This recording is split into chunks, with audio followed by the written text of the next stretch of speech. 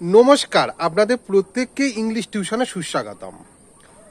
পৃথক পৃথক সম্বন্ধ বোঝালে প্রত্যেক নাউনের শেষেই এস যোগ হবে এবং তাদের অধিকারগত বস্তুগুলো প্লুরাল ফর্মে অর্থাৎ বহুবচনে হবে।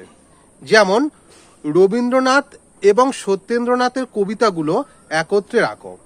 Put Rabindranath's and Satyendranath's poem together. এই বাক্যে দেখো রবীন্দ্রনাথ এবং সত্যেন্দ্রনাথ দুটো আলাদা আলাদা ব্যক্তি, তাই এদের দুজনের শেষেই অ্যাপোস্ট্রফি এস যোগ হয়েছে এবং এদের যে অধিকারগত বস্তু অর্থাৎ কবিতা অর্থাৎ পোয়েম সেটা বহু বচনে অর্থাৎ প্লুরাল ফর্মে হয়েছে। এর আর একটা উদাহরণ হলো রুমা এবং সোমার বাড়ি কলেজের খুব কাছেই।